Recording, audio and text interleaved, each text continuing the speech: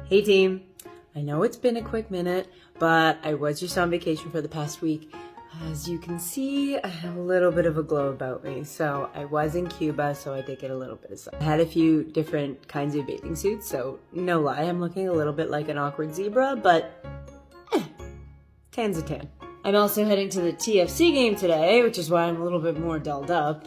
But I can't say I'm gonna enjoy standing out there in like 5-degree weather when I was just in 30-degree weather.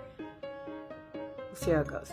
But also, opportune timing, because we are gonna move on to part 2 of making my Blood Orange Arancello. It's at this step where we're gonna drain out the peels, add in the simple syrup, and then seal them in some jars for another week, but I'll show you how to do it.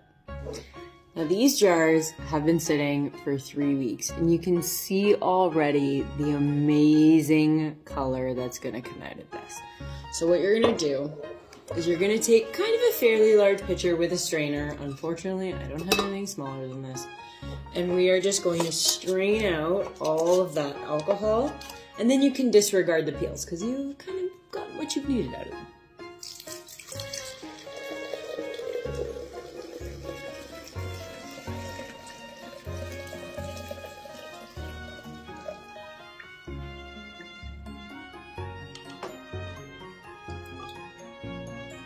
So these are all drained. Remember, this alcohol was crystal clear before. Look at how beautiful this color is.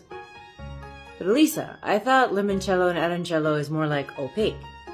That's where the simple syrup comes in. So for that bottle that I used before, about that 750 ml bottle, I usually use about 2 cups of simple syrup. But because I also did a lemon batch, I can record those videos as well. Let me know if you want me to post them. I'm gonna make 4 cups of simple syrup, very basic simple syrup, just equal parts sugar and water. And we're gonna let it cool before we add it to the alcohol. And remember, with a simple syrup, you just wanna heat the water enough that the sugar dissolves completely, and then you can take it off the heat. You don't wanna cook it any more than that, otherwise it's gonna turn the sugar a little bit more brown and it's gonna start to caramelize it, which you do not want. So the simple syrup is cooled. Also, just standing over this pitcher and smelling the oranges in it smells absolutely amazing. I'm gonna start with about 1.5 cups, and I'm gonna give it just a little taste in between because some people prefer it a little bit sweeter, some people don't. Also depends on the alcohol that you're using, so better to try it partway through, see if you need to add a little bit more.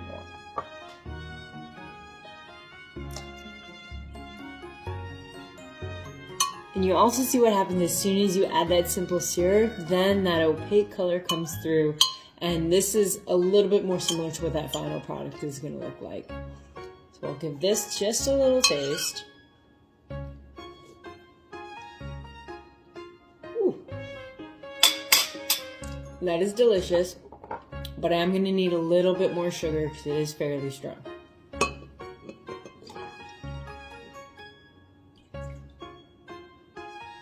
I actually just even added a little bit more because the alcohol that I'm using is also 76% alcohol.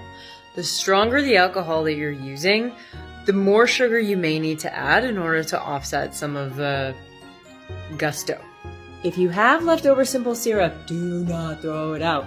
It is the perfect base for really good cocktails, mojitos, anything else that you might use, or it's also great in other baking. So do not throw out extra if you have extra. Also note at this stage, it is going to taste maybe a little bit stronger than it might after we put it in the mason jars and let it sit for a week. So you got to give it that little bit of time as well. So we're gonna pour these out into a couple more jars. All of my Italians out there, I'm sure that you know that you have several of these mason jars sitting around because of all of the tomato sauce or the peaches or anything your nonnies might have in the cantina. No, I did.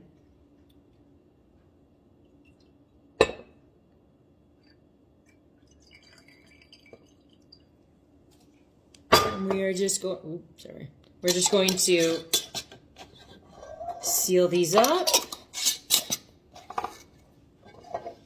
And these go back in the pantry for a week. After that, they'll be all done. Have a great Saturday.